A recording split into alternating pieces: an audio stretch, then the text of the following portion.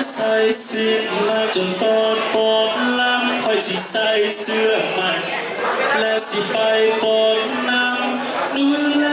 มีนั่นคือห้องหมอลำเขาจะจับมือกันอย่างเข้าในภาคควา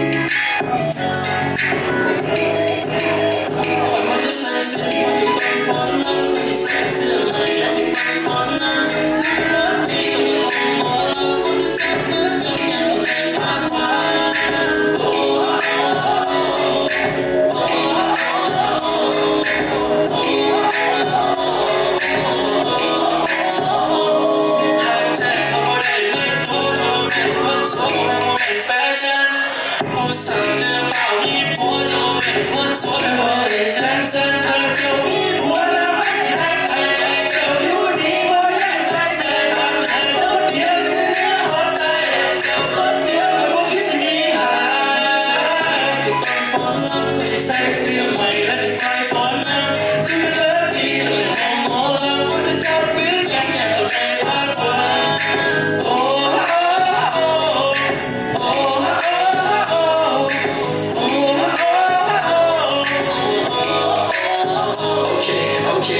เบบี้จะยังเต้นเสิร์ฟเป็นอาการดูว่าจะจะฟอนก็เสิร์ฟฟอนกันคนไทยใส่เสื้อใหม่กันยังสติกกี้เฟรนดี้เต้นแล้วขาดไม่มองไม่ริสกี้ความหาเขาบอกว่าคนที่อยู่น้ำความมันอาจจะหวานก็สิพาจะใส่คนฟรีมันมองมีแบบสลัดกันได้ไม่มีอยู่มันก็สมควรแล้วก็สิพาจะเต้นละบางแค่ได้คนที่บุกเบกแต่ว่าเขาเป็นแฟนกันถ้าจะโยกซ้ายแล้วก็โยกขวาไม่มีฟิลจะเป็นเมียแล้วก็เป็นผัวตัวลูกจีเบบี้คนบนได้ตัวมันจะแทงน้องแค่คนบนได้หัวเป็นโง่แห่งหัวจะบอกเป็นพอก่อนฉันแค่มีบ้านบ้านจะบอกว่าแม่พอเป็นเรื่องของร้านที่สิพอบอกแต่จะเป็นไฟบอกว่าจะใส่สิ้นว่าจะต้องฟอนน้ำก็จะใส่เสื้อใหม่แล้วสิไปฟอนน้ำคือเลิฟดีกันเลยห้องหมอลำก็จะจับมือกันอย่างเข้าในภาคควาโอ้โอ้โอ้โอ้โอ้โ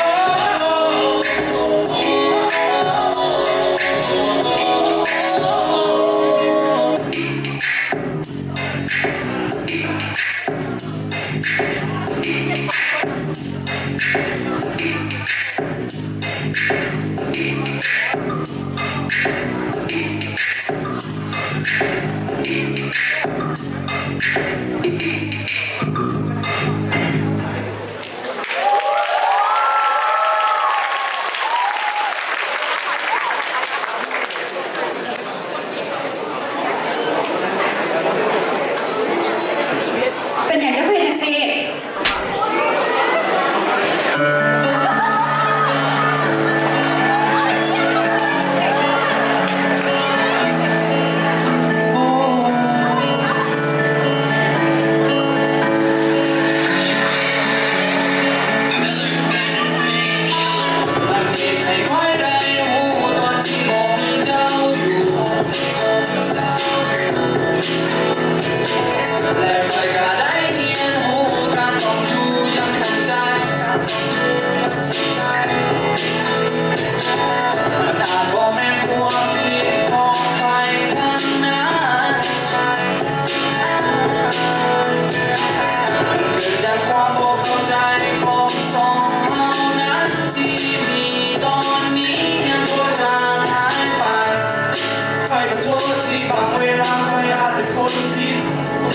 ค่อยก็คิดอยู่ตลอดว่าสิกินจังใจ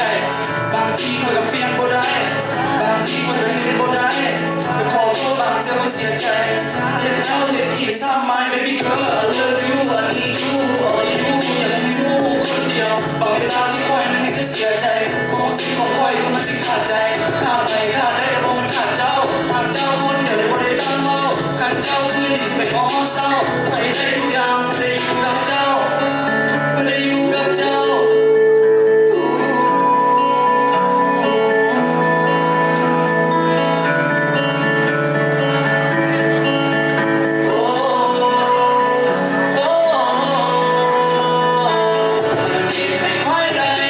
ต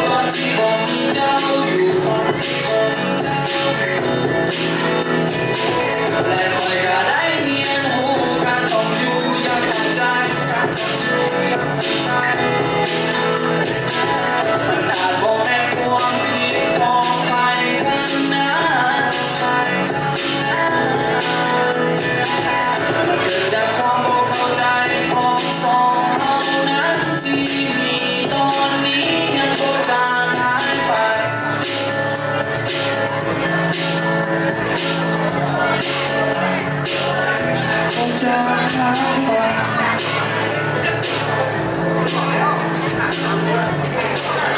ผมมาแล้วจะไปกินต่อ ไปดี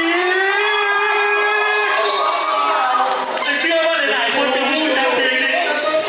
เพลงนี้เป็นเพลงของกูไข่แล้วไข่ให้น้องกันจะลองกูไข่พัฒนา Come on baby you want to see ยามาดากูบอยมึงอย่าบอก ฝากของมา พ่อแม่คนท้อฉันจะเซลล์รับมึงรับเธอแล้วก็ไปแทนต่อ I say I can't control พาบูบู and all the time all the time you want to see ยามาดากูบอกให้มึงอย่าบอกอย่าฟังของมาพ่อแม่คนท้อฉันจะเซลล์รับมึงรับเธอแล้วก็ไปแทนต่อ I say I can't control พาบูบู and all the time โอ้แม่นักเลงกันมาทางผู้สาวอยากฉากอยากขอบกับไกลผู้สาวเลยอยากรู้จักไปเปิด YouTube ใครก็ได้เอามอดีแฟนพอมีแฟชั่นเนาะแล้วเห็นฉากนี้อยากจะออกขึ้นไปเส้นรถมันบอกมองห้องไม่ควรนั้นกันเนาะแต่เขาสงสัยว่าเพลงเราอาจจะวางกูอินเตอร์เนชั่นแนลเพลงละ4 ปีให้กูเป็นโปรเฟชชั่นแนลชีวิตของคิวกิมันจะเลือกมันเรื่องของอยู่ไม่ว่าไม่ซีรีส์ผู้สาวมันฟังแบบดิจิตอล Hello little fishy แล้วที่จะไปต่อใส่พอมีแผนพอคอยมองไปกินเบียร์ห้องคอยกันได้อีแกเจ้ากับใครสองคนถ้าว่ามูเจ้าก็อยากไปถามก่อนว่าเจ้าว่ายากบาดแต่คือผมเคยมีงูตัวใหญ่ได้สาวน้ำตัวให้ตากูโตหัวเป็นแฟนไทย กูอยากไปสร้างภาพเกี่ยวกับที่รู้ กูมากับแฟนใหม่สาวพ่อเป็นเด็กที่น้องชีบอกชีโชว์ถึงก้นหัว สร้างในเฟซ เป็นคนหน้าฮาแฟนไทยโกหู ใส่ล้วน ครู ชีบริกักอยู่ว่าไม่แฟ แต่ น พวกเขาเอ้ยเป็นครู ลิ้วปากสอนกู ว่าไม่ตามใจให้ห้องได้ให้ห้องพร้อมกันเซ็ง ยังรักขาดตอนแร และ ก กูบอกว่าสิพาผู้สาวสีทองไอ้พี่ว่า โซเชียลขอขาดโซเชียล ไอ้พี่ว่า หรือการขายเครื่องโซเชียล ถ้าจะได้มาเป็นข่อยครึ่งนึงแบกเจ้าครึ่งนึงลูกเจ้าครึ่งนึง กูเป็นยาบ้าได้กีฬา ครึ่งแดงหมดเขาก็เลยถึงคอเขาครึ่งนึง ก้าวผ่านสนามกูทันได้เห็นอย่างโคตรแม่กรรมการเป่ากลับบ้านตอนเดินของบ้านคนเดียว ทุ ทุ ก ก ทีเสียงมาเท่า เกินเป้าตัวลิ้นแบบ เพื่อนต่างทางเคยกอดเขา ช่วงนี้ฝนตกต่างกันกันดีใน มันพูดอยากกอดเจ้าที่กับแมวที่กับแมวอยากไป หน้าเสร็จชิเมล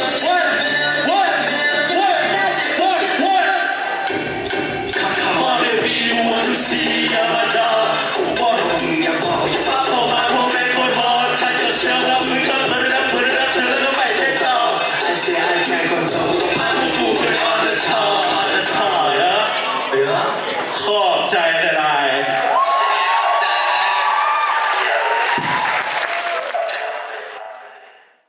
ไปนั่นก็คือเป็นการห้องเพลงแสดงมินิคอนเสิร์ตแรปเปอร์ถึงใจสายแรปเปอร์เลยได้เพราะเพื่อนนั้นมีดีกรีเป็นแรปเปอร์อยากว่าวางอันดับต้นๆของประเทศนี่แหละสำหรับ3คนที่ขึ้นมาในเมื่อกี้และเสื้อในนอนว่าบรรดานักศึกษาไทยเนาะที่ว่า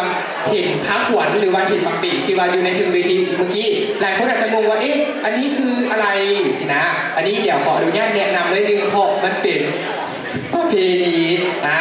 อยู่ลาวเขาเนาะเป็นประเพณีของห้องว่าพระขวัญหรือว่าหมักเบ่งไงนั่นเองเนาะใส่ในพิธีสิริมงคลไม่ว่าจะเป็นงานดองงานสู้ขวัญงานมัดแขนนี่อย่างต่างๆที่เป็นงานอวยพรไซเป็นพวกเขาจะมีการผูกคอต่อแขนให้กัน และในตอนนี้พวกเขาได้เดินทางมาถึงวินาทีที่ทุกท่านรอคอย นั่นก็คือการแสดงละครเวทีของบรรดานักศึกษานิเทศศาสตร์ปี 2 ของเอซึ่งเป็นบทละครที่บรรดาน้องๆนั้นได้ทุ่มเททั้งแห้งกายแห้งใจเพื่อให้ออกมาได้ดีที่สุด และพร้อมที่จะสร้างตำนานบทใหม่ของสถาบัน แต่ว่าในตอนนี้ขออนุญาตเสียงกองเชียร์กันก่อนได้บอหมอทักษิณว่าแนวใดพร้อมบอและสถาบันศึกษาการเดพร้อมบอว้าวเสียงขนาดนี้นักแสดงทางด้านหลังอีกรู้สึกแบบว่าดีใจเด้เนาะกองเชียร์มาหลายขนาดนี้ถามว่าพร้อมแล้วในโอกาสต่อจากนี้ไปขอเชิญทานพบกับการแสดงบทละครเวทีของห้องเอประจำปี 2023 มาในบทละครที่มีชื่อว่าลูกไร้อุดเมจิกบอกคิดว่าจะเป็นเจ้า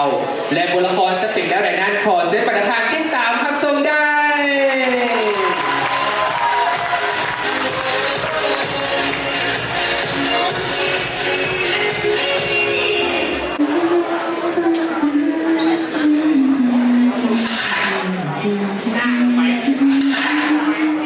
เ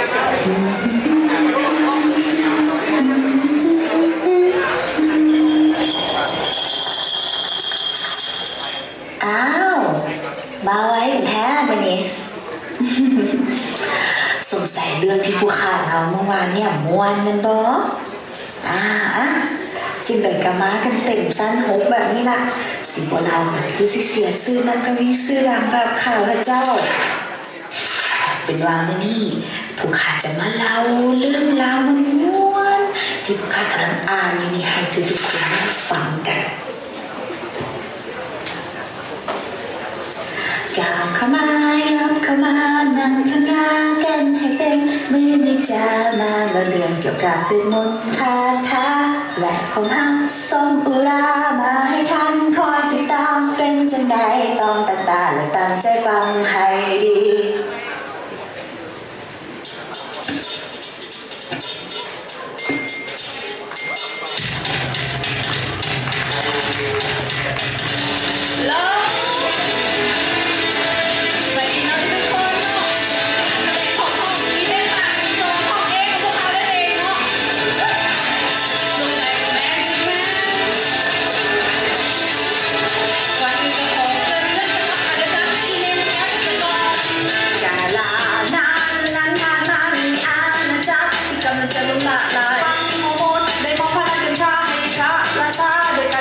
ชั่วข่าวที่พลังเป็นเก่า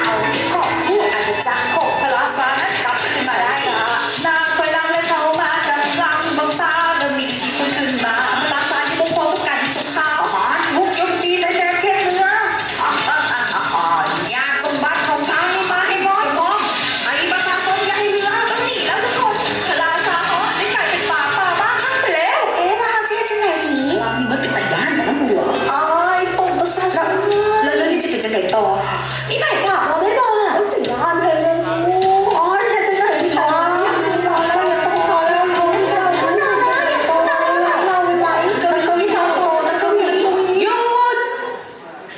ะเรื่องราวที่ผู้ข่าได้กล่าวมาน่ะเป็นเพียงเรื่องเล่าในตำนานที่สืบสานต่อมาถึงเรื่องนี้เป็นเรื่องที่ผู้ข่าจะเล่าเกี่ยวกับอาณาจักรแห่งหนึ่งที่อยู่ห่างไกลแสนไกลประชาชนไพฟ้าราษฎรต่างพ้องใจเขาลบหักแพงผู้เป็นพระราชาของตนจนผ่านมาหลายห้อยปีอาณาจักรดังกล่าวก็ได้กลายเป็นประเทศที่มีความอุดมสมบูรณ์และสวยงามนั่นเอง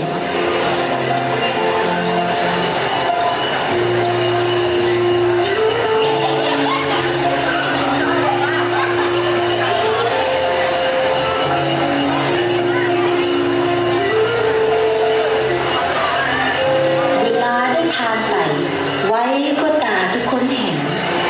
เจ้าหญิงของอาณาจักรดังกล่าวได้เติบใหญ่กลายเป็นหญิงสาวที่สวยงามและมีคุณสมบัติเพียบพร้อมกับการเป็นเจ้าเดี๋ยวท่านพ่อมาได้ไหนก่อนท่านพ่อจะให้ลูกหาครูในงานรวมประเทศนี่อีก3 มื้อที่ไหนแม่นแล้วแบบนั้นมันฮอดเวลาแล้วลูกอายุได้17 ปีแล้วลูกควรจะแต่งงานมีครอบครัวมีสามีดีๆแบบพ่อแต่ลูกยังบ่พร้อมลูกยังมีอย่างหลายอย่างที่ลูกอยากเห็นและลูกกับโบต้องการเจ้าชายโบต้องการใครทางนั้นถ้าลูกต้องการลูกจะไปตามหาเองบ่ได้เด็ดขาดถ้าลูกบ่ยอมไปพ่อจะให้ลูกออกจากอาณาจักรนี้อีกเลยลูกสั่งท่านพ่อที่สุดเลย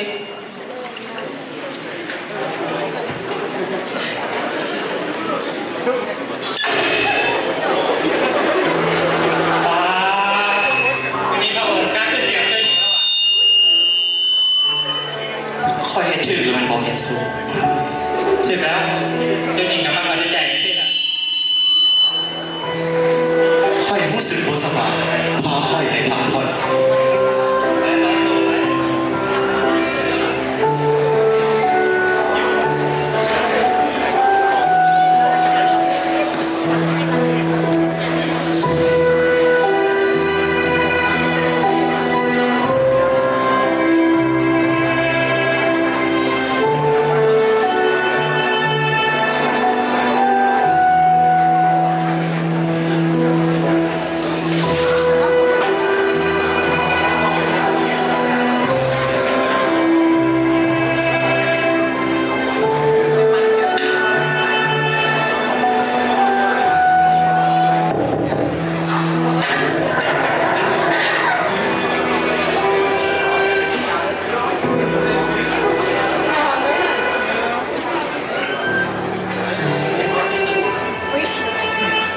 กยังได้ใจหายสิอาทร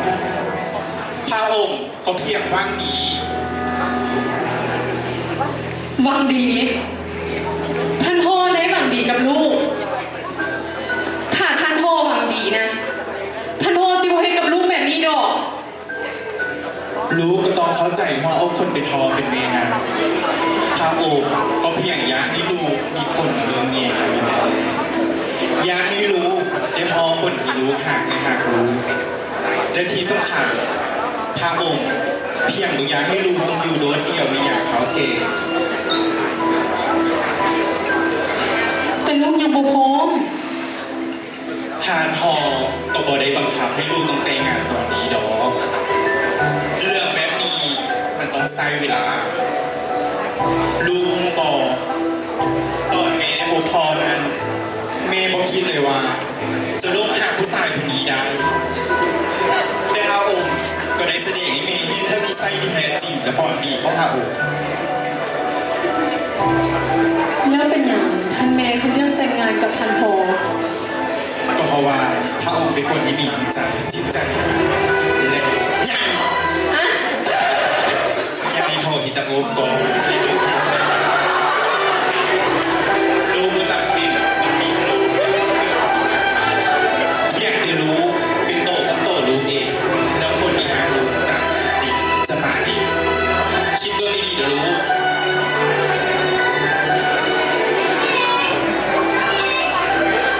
มีอย่างโนล่าคือมาโฮโวยวายแท้ ปีห้าเกิดใหม่กันนะเป็นห้างของหวานมาจากต่างประเทศเลยแหละเจ้าหญิง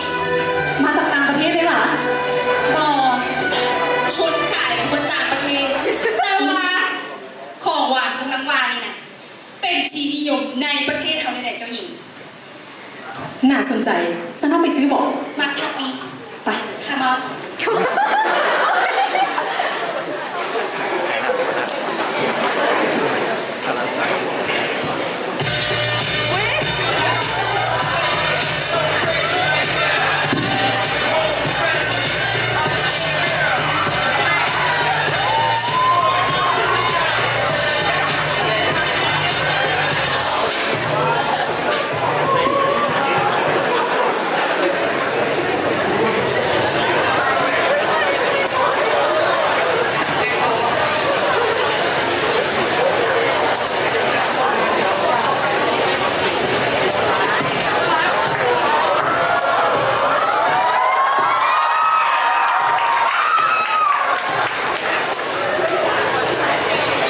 ทันพอ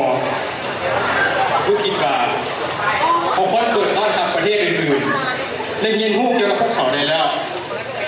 มันผ่านมาหลายร้อยปีแล้วนะทันพอลูกคิดว่า มิดเจ้าคิดว่ามันทอดเวลาแล้วดิเจ้าจึงประวัติศาสตร์ของบรรพบุรุษเชิญได้บอกที่เฮ็ดหลายๆอาณาจักรย่านกว่าเขาเลยพ่อพิจารโจมตีเขาได้ทุกเมือง ลาซาข้าพเจ้าคิดว่ามันก็เป็นการดีนะที่จะเปิดประเทศในตอนนี้เพราะว่าหลายประเทศเขาก็เปิดเป็นอย่างน้อยแล้วเปิดก็มีผู้สิทธิ์ในด้านทางและข้าพเจ้าก็เห็นดีที่อยากเห็นรถทราย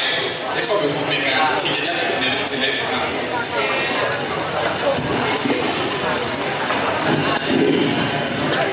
ถ้าเป็นเช่นนั้นแล้ว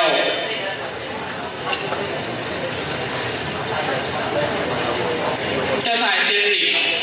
ลูกจงไปมองงานรวมประเทศแห่งนี้ซะในฐานะเจ้าสายแห่งประเทศกินนีเวียและลูกจงบอกให้ทุกคนได้รับรู้ว่า ประเทศของเขายินดีต้อนรับทุกประเทศที่ต้องการเข้ามา พอเกี่ยวยาก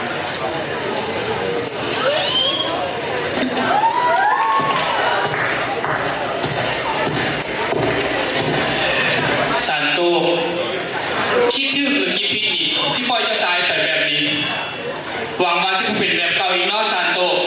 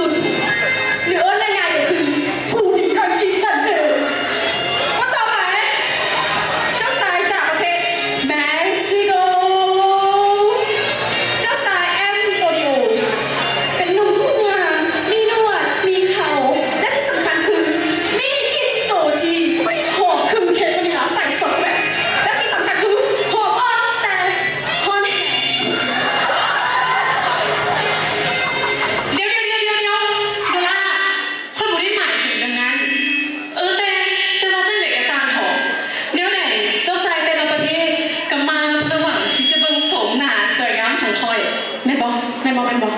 แม่แล้วถึงโต๊ะที่สุดใน3 4 5 6 7 8โล ตัวเอง ไผ่ว่าวะ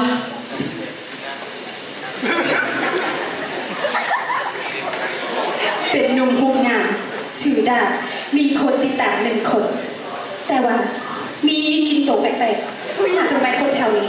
สงสัยน้ำปลาไปสะอาด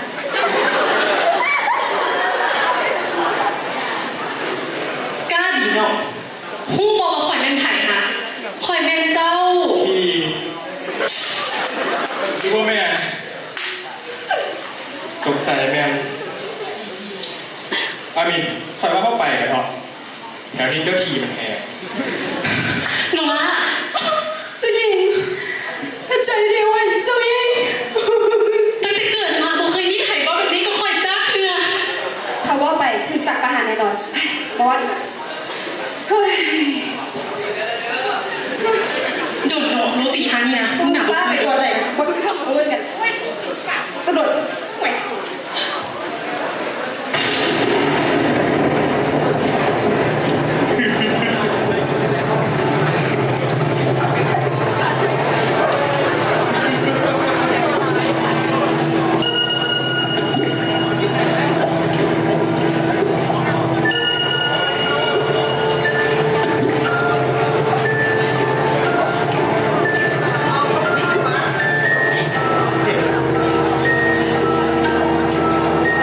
ต่างซอย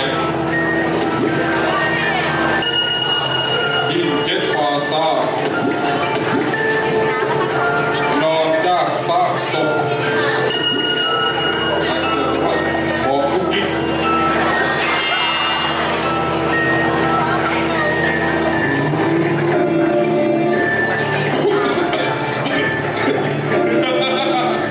นี่แหละ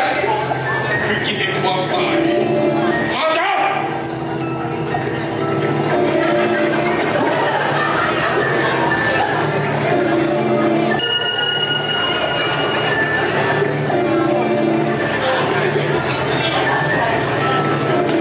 จะนำพยานี้ไปใส่ในอาหารในงานของประเทศสัตว์สงครามมันจะเริ่มต้นขึ้นเมื่อลูกหลานของแต่ละประเทศจะต้องตายลงเพราะเป็นเจ้าทรายและลูกทรายค่อยได้ขึ้นครองบัลลังก์และสืบทอดต่อไป ส่วนเจ้า จงหาวิธีให้ลูกทรายค่อยได้ดื่มหรือกินยานั้นมีอยู่ในอาหารถึงแม้คนจะมียาแก้พิษก็ตาม แต่พระพุทธเจ้าอาจจะมีคนขัดเคียงได้เอาไว้ไป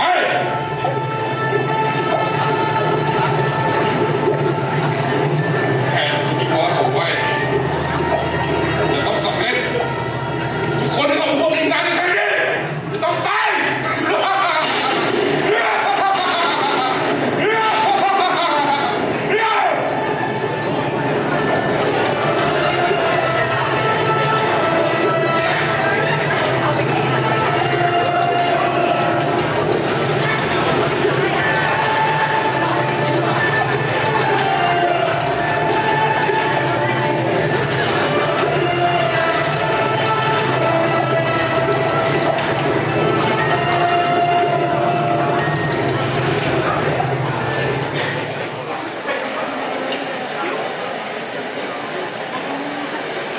ไปใส่กันเบิร์ด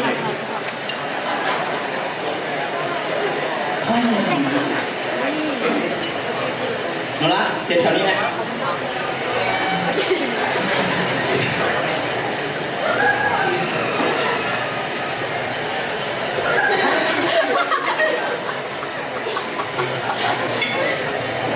งานเลี้ยงกำลังจะเริ่มในอีก3 นาที หวังว่าทุกคนจะเกี่ยวพร้อม โนล่าโนล่าโนล่าหายไปใส่วะโนล่า นี่อยากจะอีก มีแนวไปช่วยเดนไป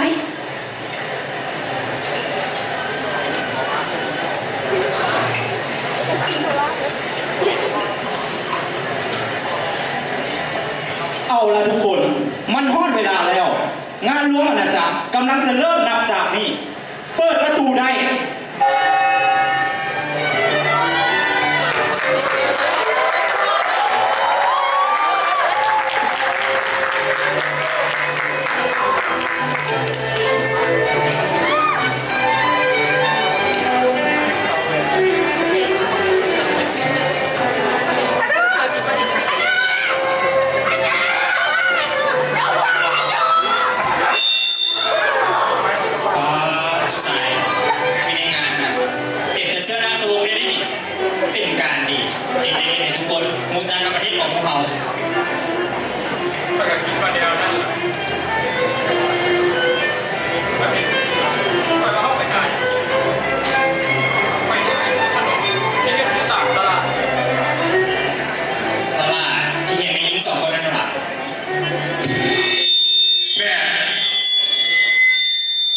ว่าไปกับ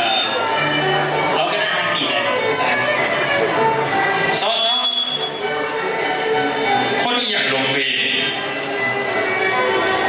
แต่สิว่าไปกับผมมีเจ้าชายองค์ใด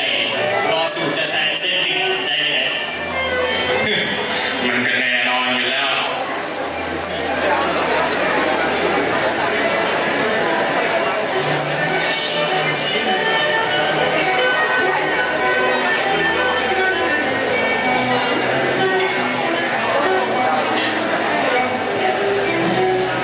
ด้วยว่าน้องคนเป็นยันต่อต่างประเทศอีกบอกหรือไปตามล่าหาความฝันดี อ๋อความฝันของเจ้าไม่อย่างไร ความฝันของน้องแมนไปตามล่าหาสมบัติตามรอยจากลูฟี่ออกหาแกนไลน์แล้วมาได้แหละ พีท เอ้ยฮะเจ้าว่าได้ไหนก่อน แล้วพอได้ฟังน้องว่าดีกี้แหนมไหนของ มีผัดได้ว่าน้องควรไปทำความรู้จักกับคนอื่นในการทำงานบางเถื่ออย่างนี้สิ เอาเดี๋ยวเอ้ย อ้าว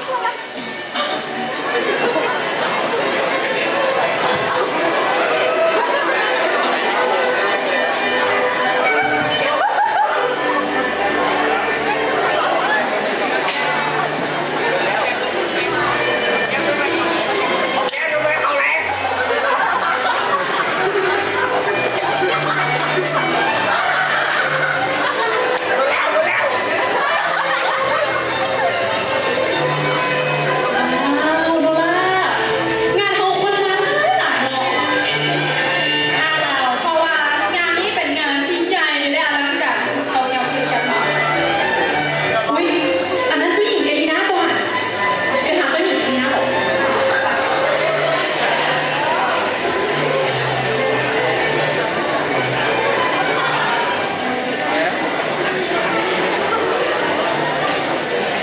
คือเดี่ยวทางคุณนั้นบอก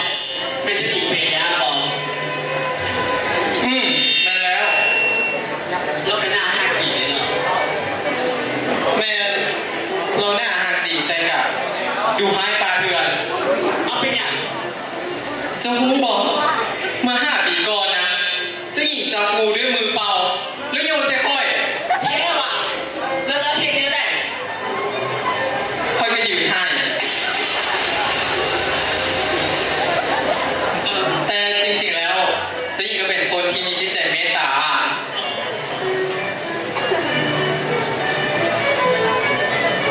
เด็กราชินีมาแล้ว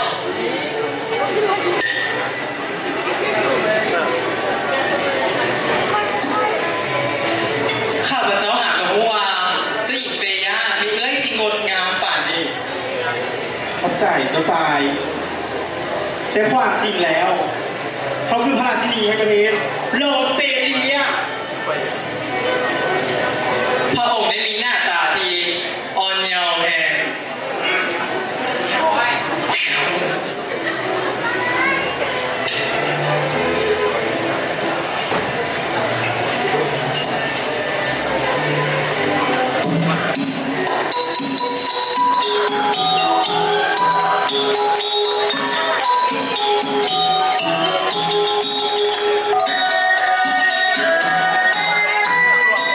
นี่หญิงจะถามเจ้าหญิง สบายดี เจ้าหญิงเดินทางมาไกลพระองค์ทรงอิทไหมบอก ก็เลยเพราะในขณะที่เดินทางมาเขาได้ซื่นส่งธรรมศาสตร์อันแป้งไมทีอยู่ข้างๆช่วงนี้เขาก็ซึ้งใจแล้วแต่เขายังได้นำเอาส่วนผสมหลักในการเห็นอาหารมาให้ล่าๆและสมบคนอื่นๆได้ทางหูได้ตรงสิ่งไหน มันเป็นอย่างเจ้า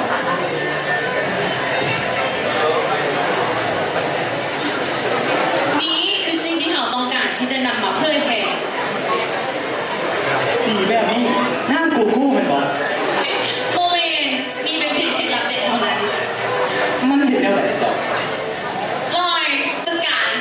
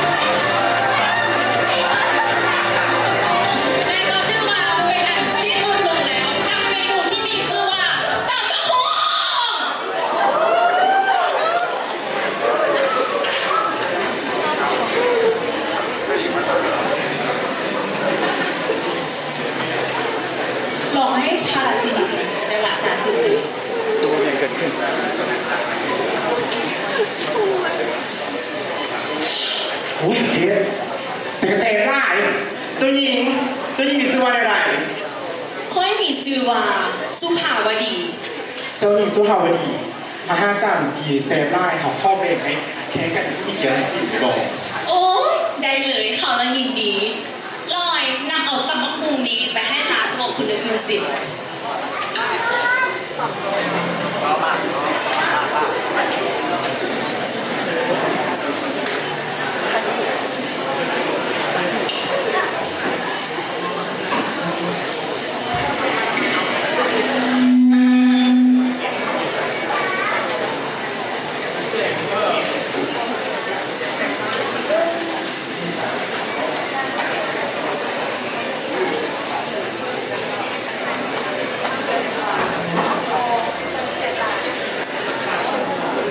เฮ้ย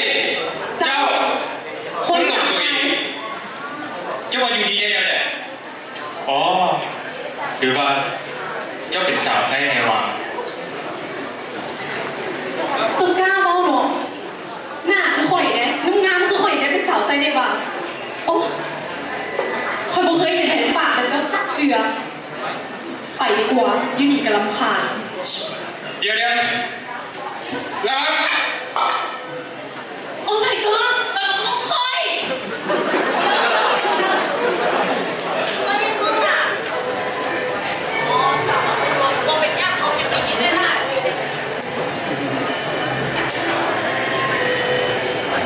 เพื่อนมาแล้วอย่าบอกเสี่ยวเป็นเพื่อนมาแล้ว มันเป็นย้อนเจ้าแหละถ้าเจ้าบอกเลื่อนไปนะคือสิบ่ไปต่ำกับเจ้า ดีแล้วแม่คนอื่นจ้ะว่าฉันจะไปย่างไปตับคนอื่นอีก อ๋อ เจ้าสิบอกข่อยยางมุเบิงแล้วไปต่ำกับเจ้าสิหวะ คือแม่อะไรเนี่ย หยุดก่อนทั้งสองคน มันเกิดอะไรขึ้น กะเราเด็ก ผู้หญิงคนนี้แล้วยังบระมัดระวังข้าน้อยเลยช่วยเตือนแต่กับบทัน อ๋อ ไม่เกิดเรื่องแบบนี้ขึ้น มันเป็นแบบนี้ เอาเป็นว่ายามแห่งเดียวสาว่าแต่ใครก็ได้มาเมียนแบบนี้ดู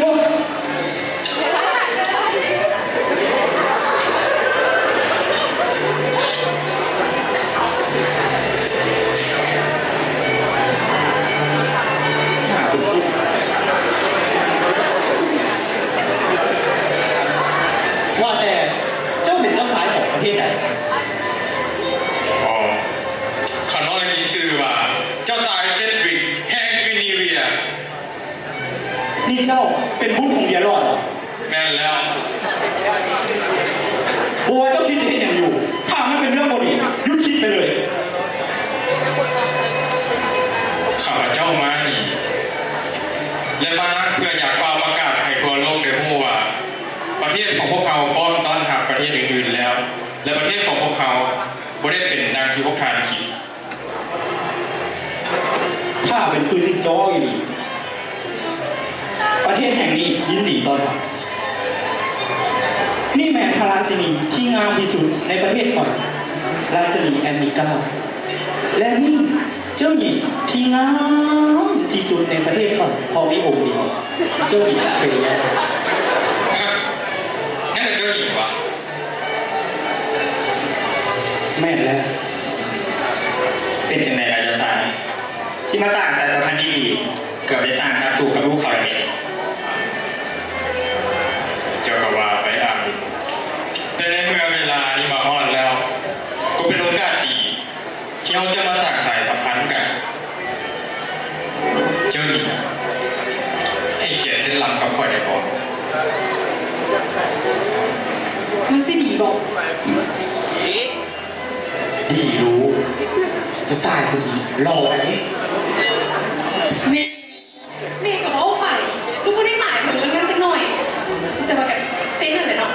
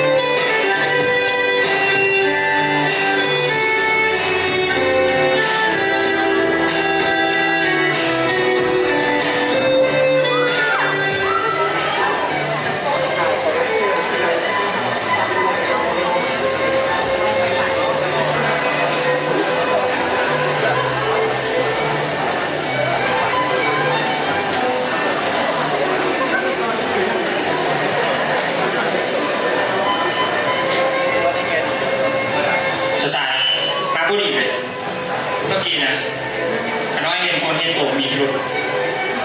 ทางที่ดีจะใช้เป้ากินเหมือนเดิมอย่างเดิม ขอบใจที่เตือนนะ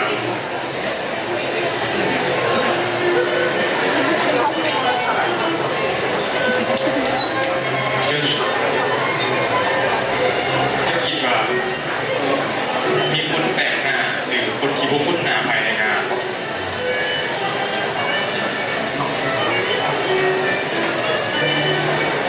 กระโบเห็นมีได้ เป็นอย่าง อามินบอกใครว่ามีคนแปลกหน้าหรือคนเป็นตัวมีพิรุธภายในงาน ไม่หรอ เนี่ย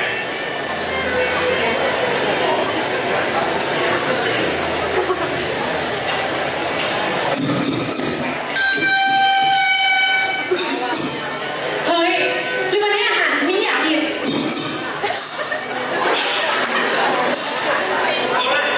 คนเมียมาแต่ไซนี่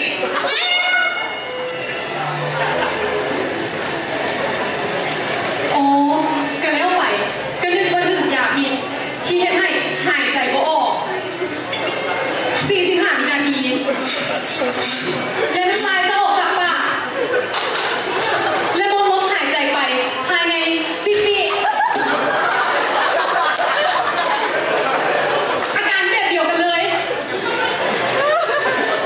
ท่านพ่อท่านพ่อท่านพ่อ ขนมติดคอ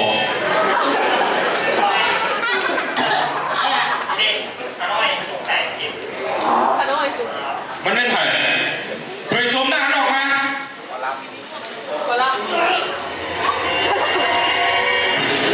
เฮ้ยข้าจ๋า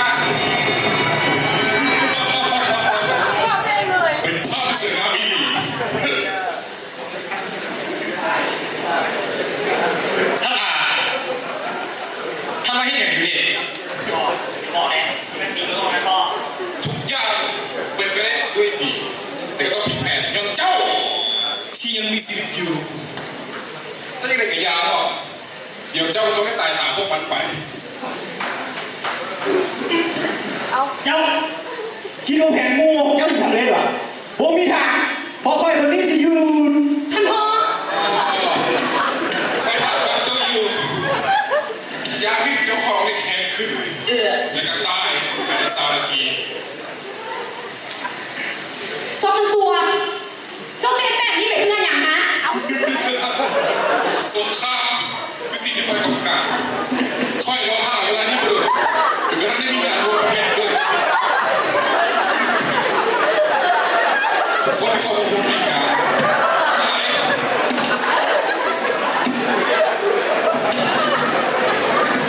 เพราะว่าหลายๆประเทศที่เข้ามาได้เป็นโอกาสดีที่ได้เริ่มตามแผนนี่คือการวางยาเส้นระบบและเจ้าทรายอีกหนึ่งเวรตายสงครามที่เกิดขึ้นก็ยากที่จะหยุดลงและคนที่จะตายต่อจากเจ้าทรายนี่ก็คือพาราซาเดียลอสและค่อยเกิดได้ขึ้นของบัลลังก์และเฉพาะต่อไปท่านอาท่านเห็นแบบนี้เป็นเพื่อนลงมือต้องฆ่าคนเลยนี่นะสงครามจะให้ประเทศกินเวียได้ปล่อยขายอาวุธเพื่อจะได้เป็นอิทธิพลสูงสุดของทุกประเทศหรือเจ้าคิดสมองว่าพ่อของเจ้าอย่างไรอ้าวคำซ่ามันบ่มีอยู่จริงมาตั้งแต่โดนแล้ว มันเป็นเพียงเรื่องที่แต่งขึ้นเพื่อป้องกันตัวเองจากสงครามกันเท่านั้น อามิน แกมาข้าเจ้าอย่าไปฟังมันอามินพอสั่งได้ยินบ่อย่าทีมแกอย่าแกเด้ออย่าแกอย่าแกด่วนอย่าขอบอกให้แกอย่าฟังมันบอกว่าอย่าขอสั่งให้ยินแกอย่าแกอย่า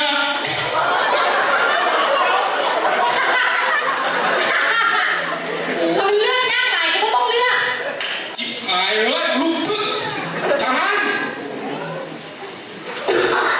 แกมาข้าเจ้า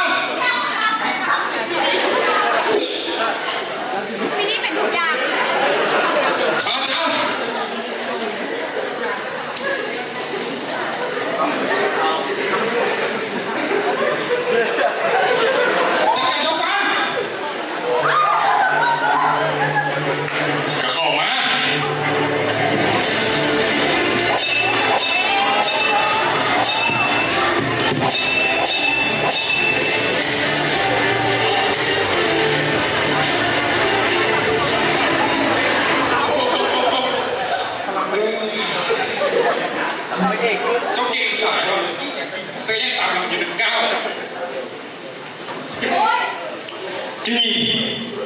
ใจเย็นไว้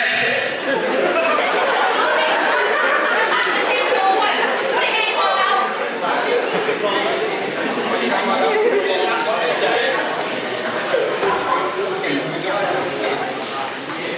บอกไปแล้วเจ้าหญิงคนนี้จะต้องได้มาเป็นราชนีของข้อยเพื่อสุภาพบุรุษคนต่อไป ปล่อยแล้วยิงไปนั่งพวกเกี่ยวเนี่ยกับเรื่องนี้ บอกไปบอกนางเกี่ยวเรื่องเราจะเป็นราชนี ถ้าคอยแต่งงานกับคนคือเจ้านะคอยยอมตายดีกว่า โอ้ยเป็นมันบ้าดีทหารจัดการ อย่า เฮ้ย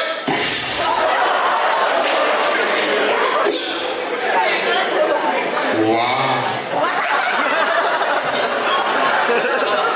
มา ต่อไปกระตายเจ้า ฝีมือเจ้าคงบอกขนาดหรอก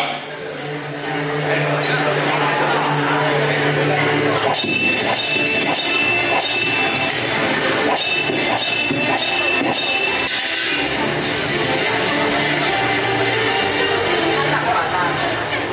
ตามความจริงแล้วข้อยคือพ่อของเจ้า เป็นไปบ่ได้ เจ้าเคยสงสัยเหรอว่าเจ้าได้คำร้องมาจากไหน ผมแม่ แล้วเจ้าคิดดิ บัว ว่าเป็นยังคนที่สอนสนามกับเจ้าลูกน้อง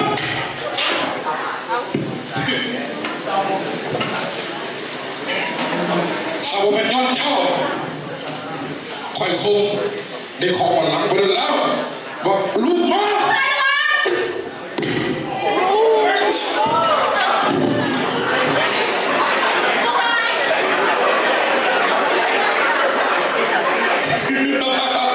ลูกกูที่ว่าหลังแห่งบึกกว่า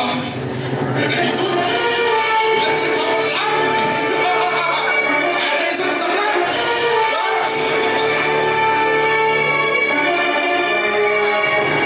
เดี๋ยวก็ไม่ได้ใ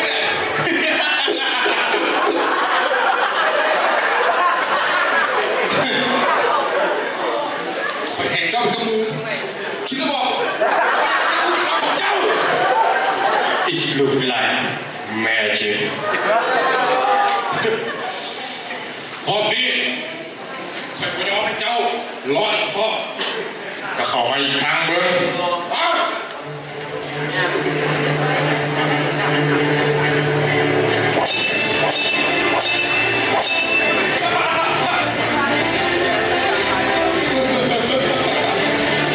เป็นจุดอ่อนที่แปลกประหลาดที่สุดที่เคยเห็นแล้ว ลาก่อนปักหลานเฮ้ย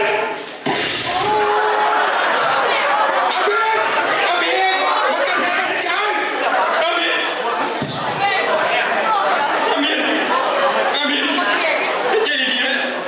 อามินขน้อยคือสิบริกรรมบ้านพร้อมเจ้าสายแล้วล่ะเราต้องกลับบ้านก่อนอามินอามินก่อนขน้อยจะไปขอฝากถึงเจ้าสายได้บอก เจ้าชายนอนกดโคตรดังทางที่ดีชื่อแนวอัดดังมาดีกว่าเพื่อภรรยาในอนาคตของทางอามินอามินและที่สำคัญ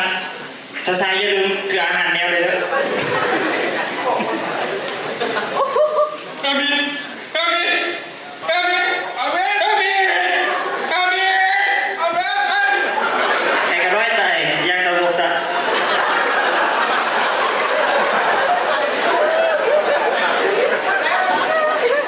ลูก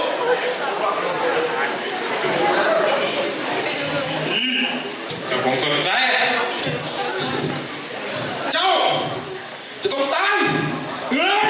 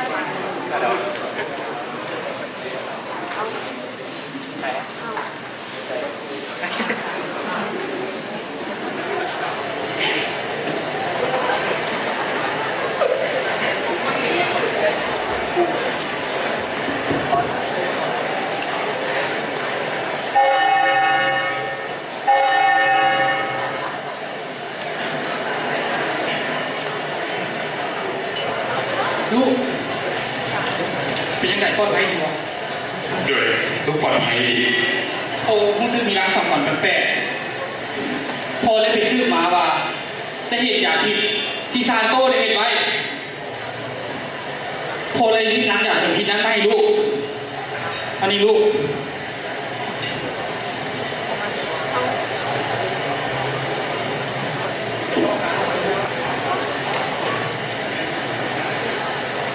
ปลอดภัยดีนะลูก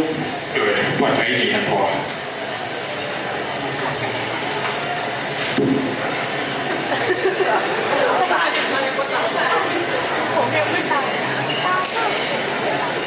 ลูกโบเป็นยังไงบ้าง อยู่ก่อนนะอยู่เป็นพอคอยต้องขอบใจเจ้าเด้อที่มาช่วยครอบครัวคอยทำบริเจ้าปานนี้คอยกับบ่ฮู้ว่าพวกคอยสิเป็นแนวใด มันเป็นหน้าที่ของข่อยและยังมีอีกสิ่งหนึ่งที่ข่อยอยากจะปกป้อง ต้องขอบใจเจ้าในหลายสาขาที่บ่ทิมกันและต้องมอบความดีความกล้าหาญให้กับลูกชายเจ้า ถ้าบ่ได้พวกเจ้าบ่ฮู้ประเทศนี้จะเป็นยังไง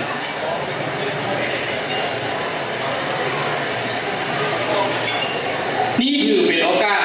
ที่ทุกคนจะได้รับรู้ว่าประเทศกินนีเวียของเขานั้นบ่ได้ให้กาหรือมีอย่างบดีอย่างที่ทุกคนคิด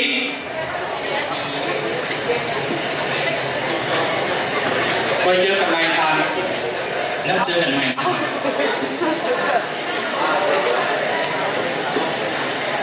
เจ้าหญิง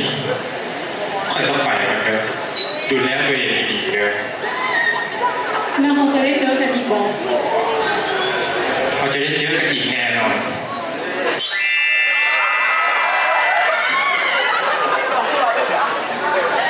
ใจเย็นๆเจ้าสาย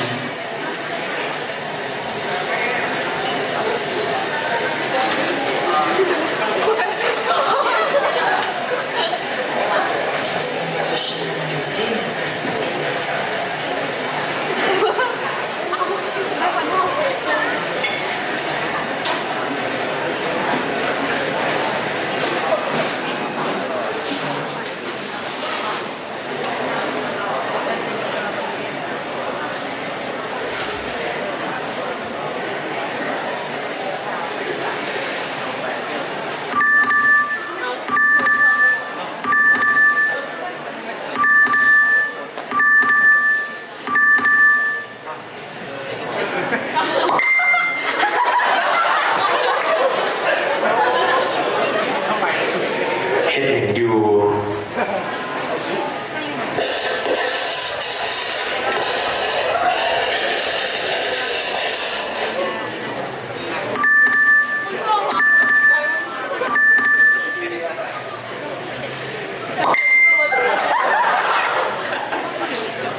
นอนอยู่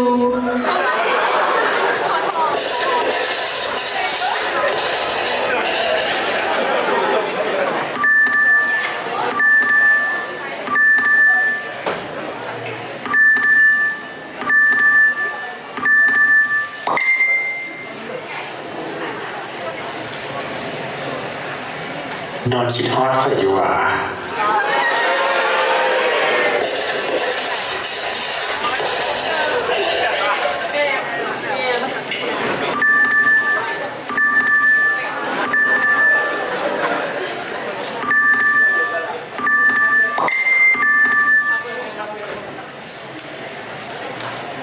หลงตัวเอง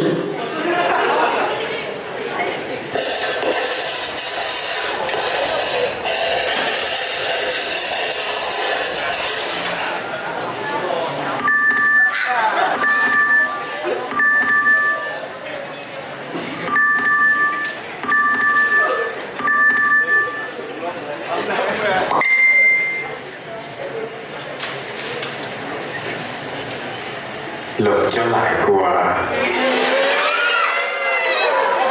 ในอีก5 มื้อนี้จะมีงานเลี้ยงที่ประเทศข่อย ท่านพ่อได้ส่งคำเชิญหาถึงประเทศแล้ว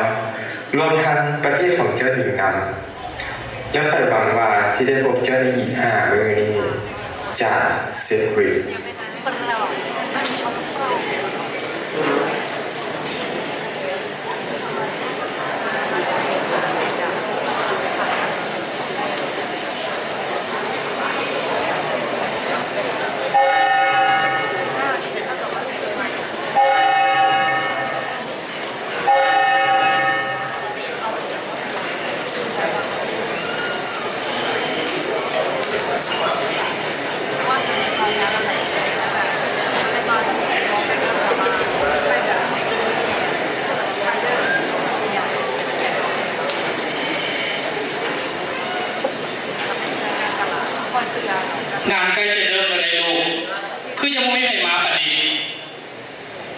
มีคนมาทันพอ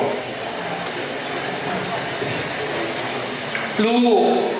ถ้าไผเป็นพิเศษบ่นี่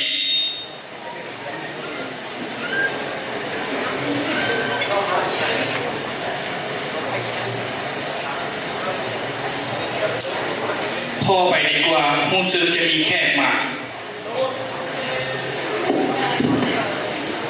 ถ้าผมคิดว่าเจ้าสิบา ต้องมาอยู่แล้วคงเป็นงานสำคัญ